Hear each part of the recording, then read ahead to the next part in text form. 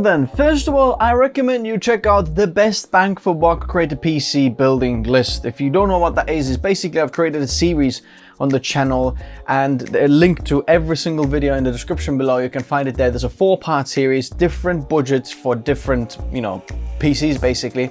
And as you see through there, you go pick the PC that's close to your budget, and I'm explaining all the upgrades and downgrades and what should you be doing and when and what and which parts to use to get the best bang for buck. But let's start with the build of this PC then. Looking for a cheap way to license your Windows? Check out Hookie's through the links in the video description. Make sure to use the code TN20 to get a 30% off. Paste the license to the activation settings and you're all done. This license is for Windows 10, but you can upgrade it to Windows 11 for free. They also offer Microsoft Office 19 license. Use the same code TN20 to get a 30% off. Check out Hookies.com in the video description below. So for motherboard, we're using the Gigabyte B760MDS3H DDR4 motherboard, and if you want to save a little bit more, you can go with the B660 version of this, because that will be even cheaper and you can save extra $40 or something like that. So I'll leave that in the description below as well. But I'm going with this one because I have this in the studio, and this has a few upgrades compared to the B660 version,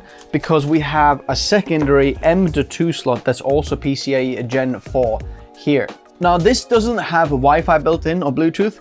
If you do need that, I recommend going with the Bluetooth and Wi-Fi version of this. Or you can always buy an expansion card like later on in one of these slots, but it's better to have this built in, I think. In there you can see that's where it usually goes, and then your Wi-Fi and Bluetooth will go in there. I bet if you're good at soldering, you can probably even fit it yourself. But generally this is a very good best bang for buck motherboard, and if you go with the 13th gen, like the 13600K for example, for the CPU, then you can just pop it in. You don't have to do any updates on the BIOS, but it's pretty easy to update the BIOS on the Q Flash back there as well. But the CPU I'm using here is the Intel i5-12600K. Now this is from last generation, and this is amazing CPU. This 12600K is better than any of the previous generation i9s, which just shows how good this is. If you still don't believe me, go check out the review for this and the best bang for buck buying guide if you want to know should you upgrade your CPU or so on. It's all there. Installation is quite simple. We're going to just undo this latch, push down, and then to the side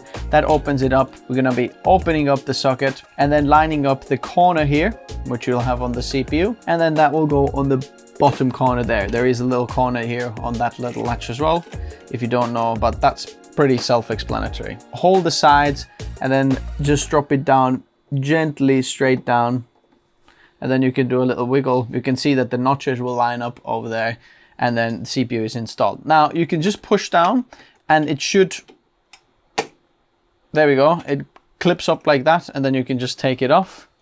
Just literally put that retention arm back on the bottom there, and CPU is installed. Now you want to keep this because later on when you change the CPU or want to put the motherboard somewhere else or protect the socket in there, you're going to need these. I always put everything that comes off the motherboard back into the motherboard box later on, then you know where it is. Next of all, RAM. And for RAM there is so many different DDR4 versions, because this is a DDR4 motherboard that helps us to keep this price down even further. And I highly recommend checking out Silicon Power Gaming Series 32GB kit, 3200 mega transfers per second, which you can get about $50 right now, which is just ridiculous. Now, as a creator, I highly recommend going minimum 32GB, because less than that you're really going to start to struggle, and your programs and everything will use more than that. But since I don't want to buy something in the studio straight away to later on just sit in my drawers, I'm using something that I have at hand. And what I have at hand here is T-Force. This is the Zeus RAM DDR4. It's the same specs, 32GB, 2x16GB, and it's CL16, 3200 mega transfers per second. Just a budget DDR4 RAM, which is very, very good. Now, you can find all sorts of RAM kits and, fancier ones, but to be honest, they don't give you any more performance. Maybe slightly faster will do, but for creative applications, we're talking about margins compared to the price you're paying for the faster RAM, for example. I would spend it on a CPU, or more RAM would be more beneficial. So RAM installation is quite simple. You got to figure out which ones are the first and second slots basically for your motherboard. And there is a little cheat guide in here as well. As you can see, the B2 and A2 slots in there, which are actually the gray slots, not the black slots. And then you all want to just pop it in there, but line up the notch, see if the notch lines up, and then press firmly with your thumbs on both sides of these straight down until you hear a click, and then RAM is installed. We'll do the same with the other one. And now SSDs. This motherboard supports 2 SSDs, one on the top and one on the bottom, and they're both Gen 4 compatible. And we are using actually 2 Gen 4 SSDs. And the first one I want to show you is this here. This is the Kingston NV2 SSD. And this goes for very, very cheap right now on the market. So I highly recommend you check it out, because this is only $42 for 1 terabyte SSD, and this is a Gen 4 drive. Now, this is not amazing sequential read and write speeds, and it's a very low-end drive, but it still gets us very fast kind of speeds and very good performance for what we need for the OS and programs, because we don't do a lot of sequential like read or write from here, which means it's really hard to beat that price on the market. You can go with a 2 terabyte version of this as well if you want, but the random read and write speeds is what we're after, and that's good for that. So all we do is line up the SSD with the slot there. It goes on a little bit of an angle, push in, go down, and then make sure you pull the heatsink or the little film off the heatsink on there, push that back down, and then the same screw is actually just screwing down the SSD there as well. Now, if you do have a little bit more money to spend on an SSD, or perhaps you want to upgrade this one there, I've found something recently that I'm quite impressed with. This is the Solidigm P41 Plus 1 terabyte SSD. And this is a Gen 4 drive, and we're getting read and write speeds up to like 4,500 megabytes per second. Yes, that's 4.5 gigabytes per second. But the random read and write speeds are extremely, extremely high. And this is actually rebranded from what used to be Intel's Optane SSDs. Solidigm is actually taken over, and the price for this is extremely good. It's just a very, very good drive. If you want to have this as the secondary drive as well, I highly recommend checking that one out. I'll leave it in the description below as well. Now, installing the secondary M.2 slot is a bit of a, I don't know what's going on. Now, it's hard to find it in the manual. In fact, this is not in the manual if you're looking to find it, but this should be really like sliding over the SSD, and it would work, but this expansion slot is in the way, so Gigabyte probably didn't think about it. So the way I found how you can do it is if you put your flathead screwdriver underneath there, you can actually kind of pop this plastic up like that, and then it will come out. Just get it up. There we go. It has come out, and then once it's come out, now you can pop your SSD in, right? All right, and then push this down, and then now you can put that one back inside, and then that will hold your SSD in there. It's not ideal, but it works. Next, the cooler installation. And for the cooler, I have chosen the Thermalright Assassin X120. This is like a $19 cooler, and absolutely amazing cooler for what we're after, what we're doing in here. So from in the cooler, we have a fan, we have the mounting kit, and we have the cooler. But basically each one of those coolers will have something called the LGA 1700 kit. And if you don't know which one this is, then in here on this sample, we have this bracket here, right? It says LGA 1700 in the back there. There's little stickers in here that we can just peel off, and I'll show you what to do with that then. We'll take this, and then now in the back of the motherboard, there are 4 holes, and this will go directly in the back of the socket, okay?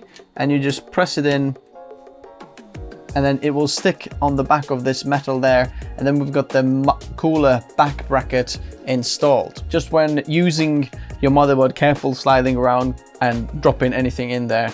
I know this is self-explanatory, but there are very small little capacitors and SMDs on the motherboard that can easily be shaved off. I've done it. Then there's another bracket here that says 1700, as you can see there. I have already used this cooler before, so we're gonna get these standoffs out. Also take the 4 screws out as well that are in there, as well as the thermal paste. You're gonna need all of that. The rest of the things you can put back in there so that it's, you know, that you're not going to be using them. Now we're going to put these blue washers in those corners here. And then these are the cooler brackets now that go in there.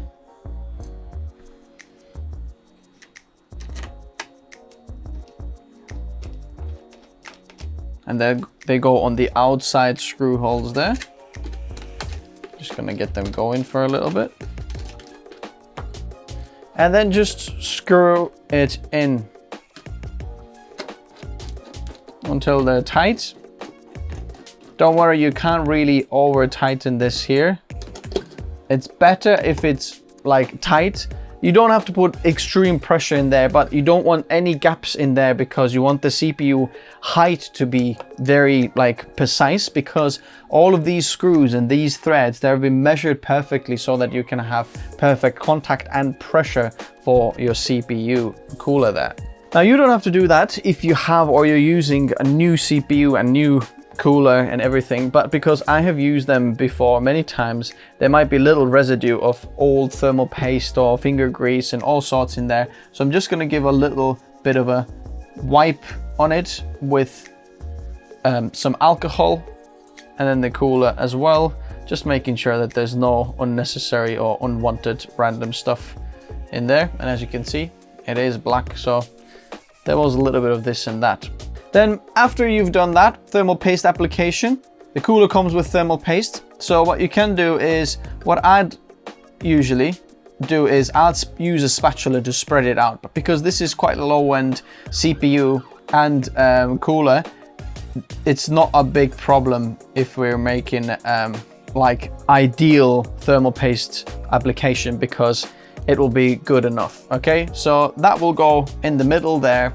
And then now your cooler is gonna go on there. Just make sure that the orientation is right. So it says thermal right in here, not the other way around. And then the cooler will line up just over there like that. Line it up with the screw holes. And now use the screwdriver to screw it down. But make sure that you're screwing it down kind of evenly, so that you're putting the screws down kind of like that rather than and then like that, because then you might squeeze the thermal paste out from one side or the other side.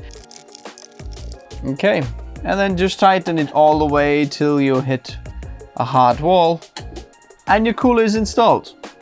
Now we'll have to attach the fans, but I want to make sure that the fan cables come downwards like that, and then it goes on this side like that. So we'll put these brackets in one way. This goes that way.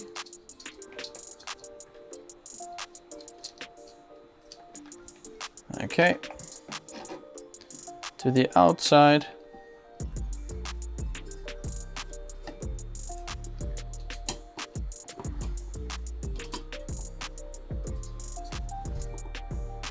And now you can see it clips in on that side.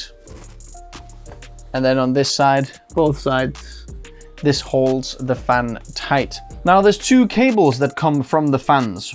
One of them is the fan RPM or the speed kind of adjustment cable, which is this one here. That one goes to this gray header just over here.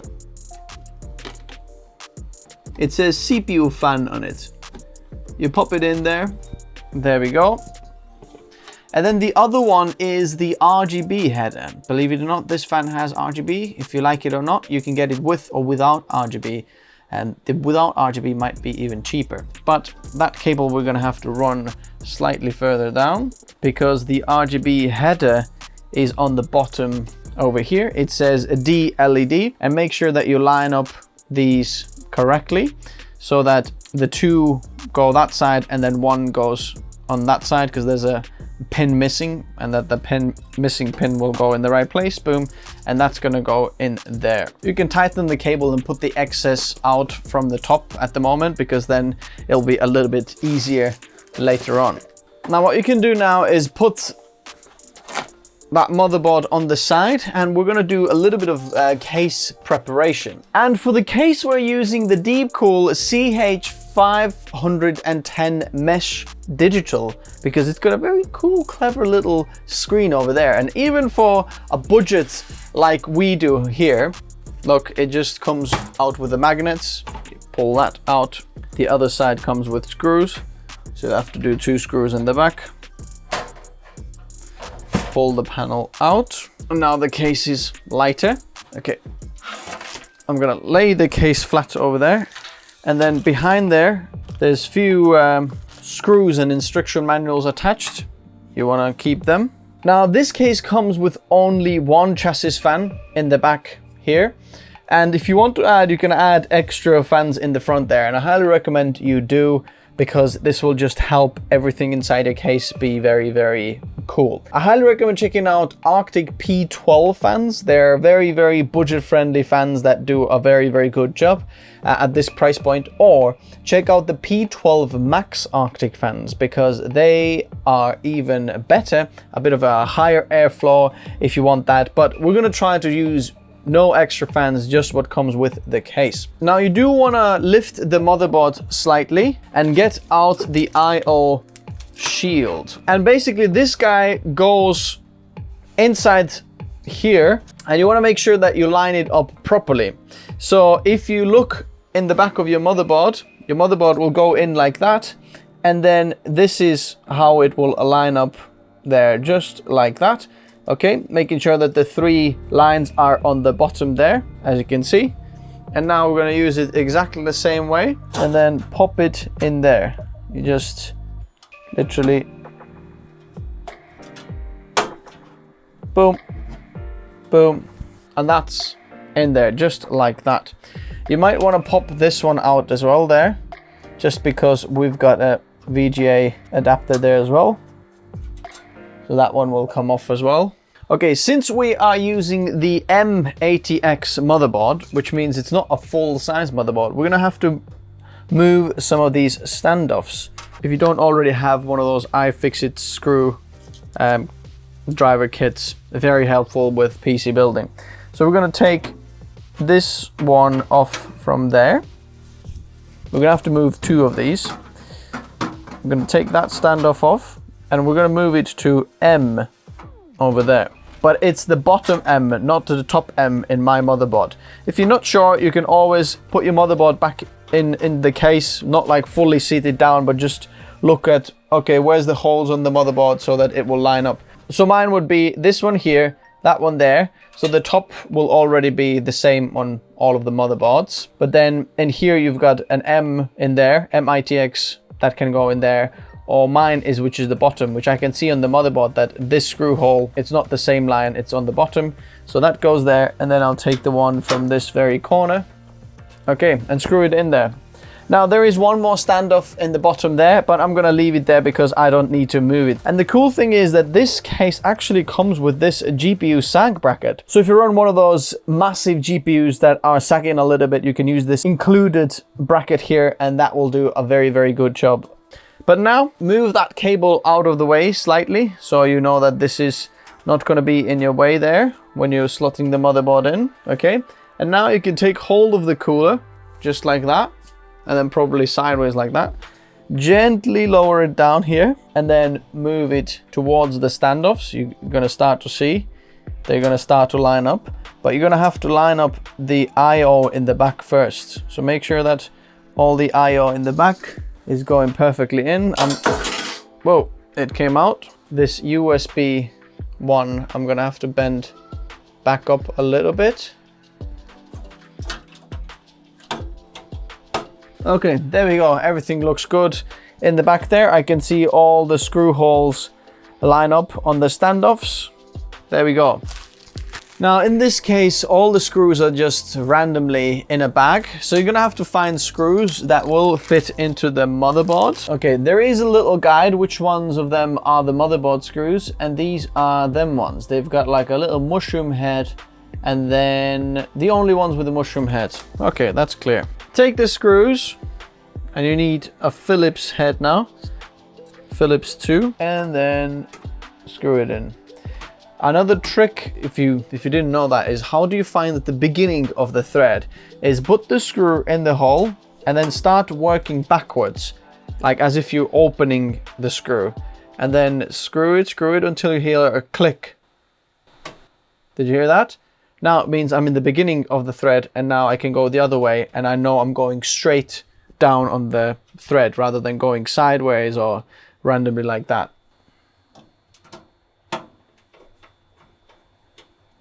There we go. Now all the 8 screws are in. What you can do now is lift your case up just like that. Now I'm gonna put a little magnetic light in here so you can see a little bit more what's going on inside the PC case. And next what you need is the power supply. Now for power supply, a 650 watt power supply is well enough for what we have over here.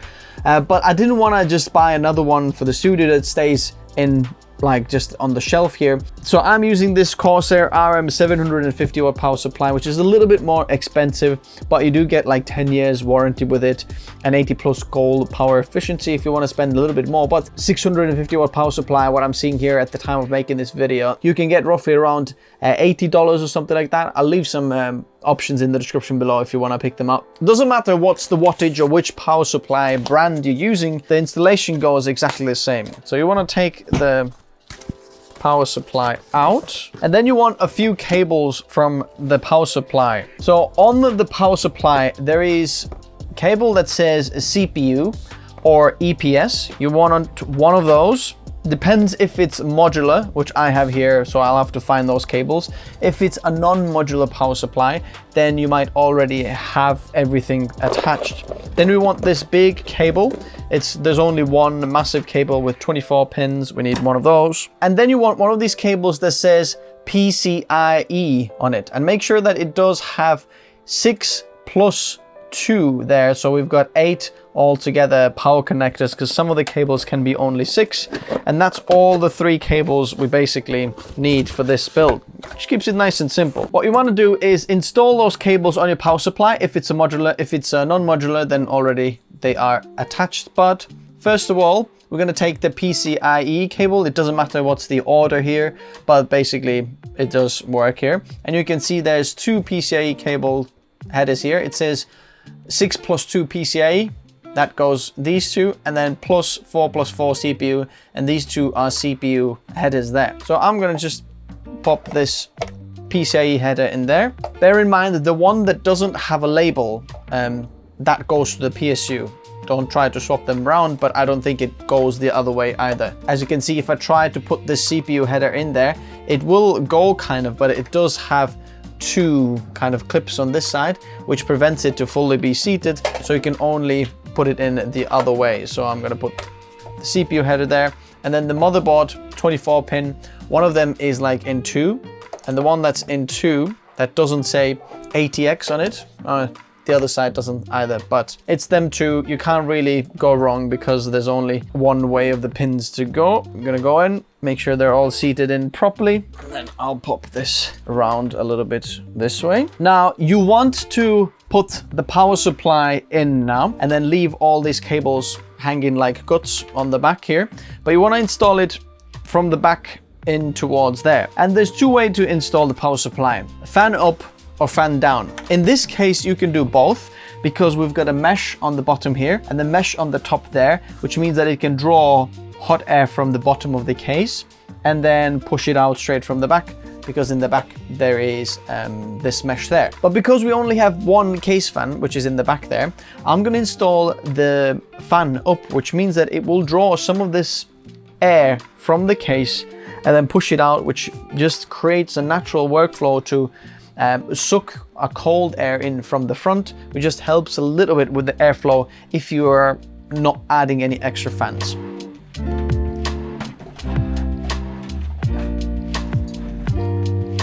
So you're gonna slide it in.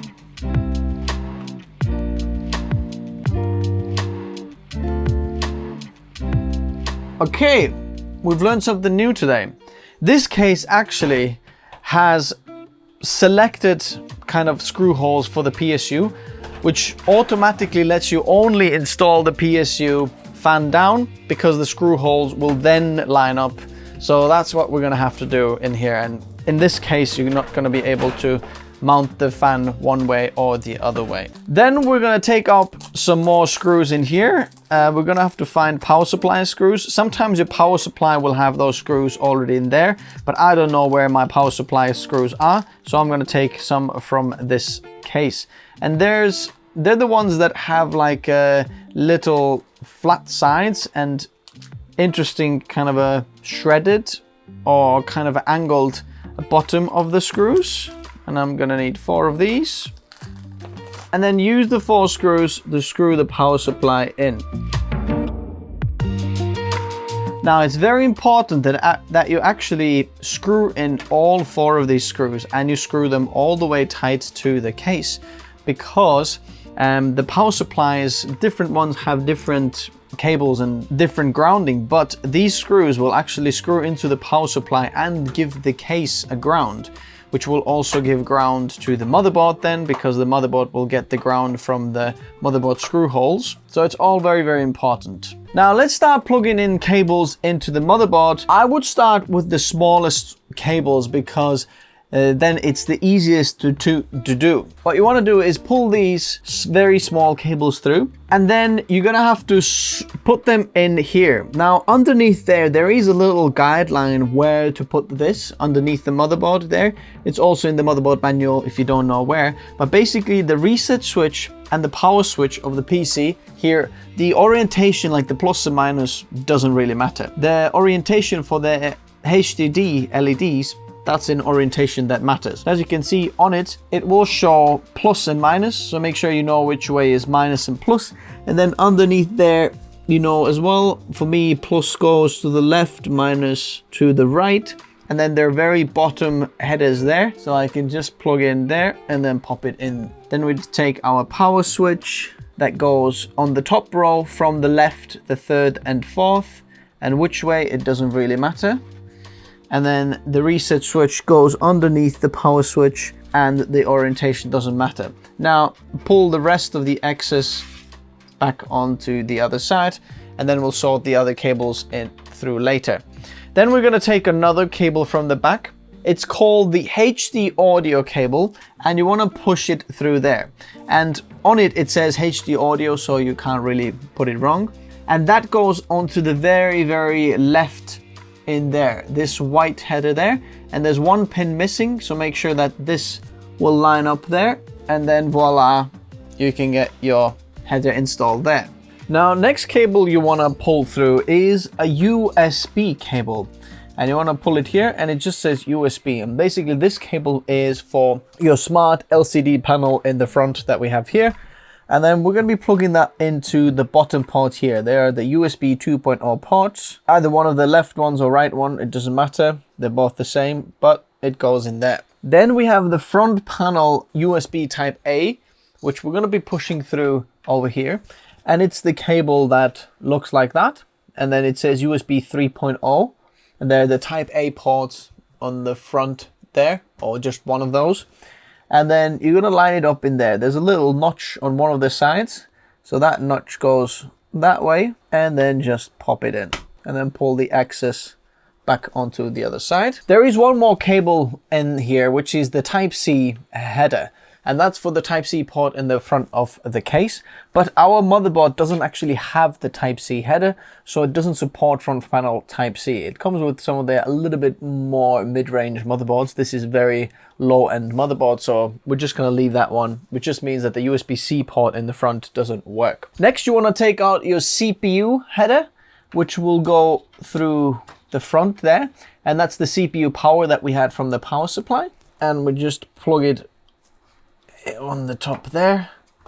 The clips go in the top.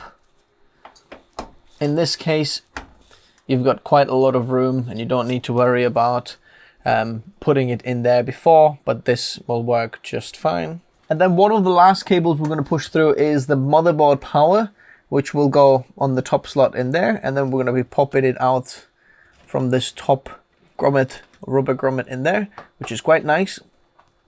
Pop it in there. Make sure that the clip is on the right side. It lines up, quite a lot of power. And then you actually have a very clean look of the cables, as you can see there. I like that a lot. Interestingly, I can see that this motherboard actually supports ATX motherboards as well that go very, very wide. Up to here, obviously you're going to lose these rubber grommets in there, but then you can use this top part there to push some of these cables through, so it will still work, or this bottom side for your ATX and other cables. And the very last cable you're going to push through is the GPU power cable, which will go through from the bottom in there. It says PCI in it, and then we're just going to be leaving it in there for now. Now the GPU. We're using the RTX 3050, and this one is from ASUS, and this is a very good kind of a startup GPU that gives you all the NVIDIA encoding and decoding, plus like good NVIDIA support for all your creative applications, whether you're doing 3D or you're doing video editing or whatever. Plus it's got 8 gigs of VRAM. Now you might be saying, look, should we buy this new or used? If you go this used, you're gonna get it quite a lot cheaper than new, but new, this goes roughly around $280, $290. Now you could buy a 3060 or sometimes even 3070 used for that one, or 3060 Ti, then they are better options, obviously. But if you're looking for like something new and you don't want to risk anything, then this is a very, very good card, and honestly performs very, very well. Pick the GPU out. And now we're gonna have to remove some of these back PCIe covers on the motherboard. Now, in our case, our GPU is 2 slots, and we're gonna have to remove the top 2 covers there. So we're gonna just undo the 2 screws. I'll move it slightly so you can see what I'm doing. And then they will just slide backwards, and then they will come off. Now, you can put these back into your GPU box, where your GPU is, or the case box. Case box kind of makes more sense. And now take your GPU, and we're gonna line it up in there, put it in there, and then press a bit more until you see the PCIe cable click over there, and then boom, it's there. And then now put the screws back in there, holding this GPU up. And then the last thing would be to do is to put this power cable for the GPU in as well, so GPU will nicely get some power. Okay, basically at this point our PC is built. But there's one more thing we'd like to do, which is just clean up the cables on the back of the PC. So basically, what you do here is you're going to use the cable straps that came with your motherboard, and then just try to make natural cable flow for the cables. Ooh, I just remembered we've got this fan cable as well that we're going to have to put in for our back of the case fan. So I'll just pop this fan cable through on the other side there into that hole, and then put the case a little bit flat down.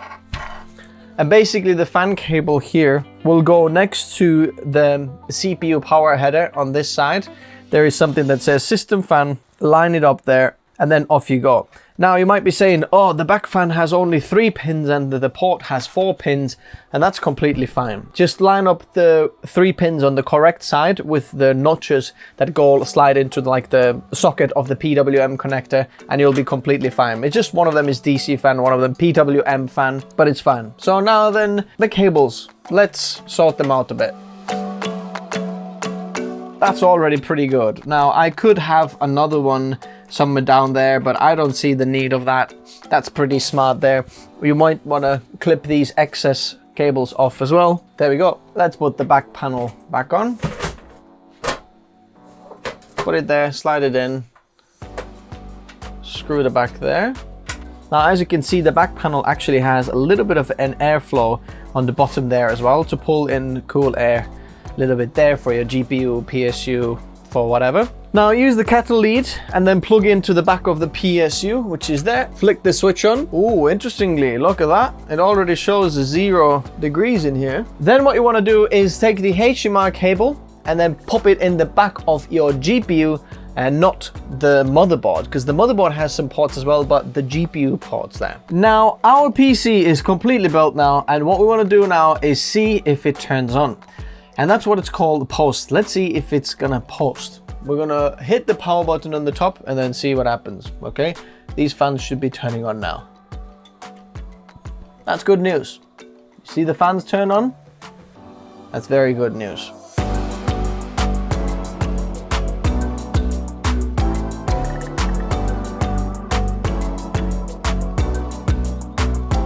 Okay, would you look at that?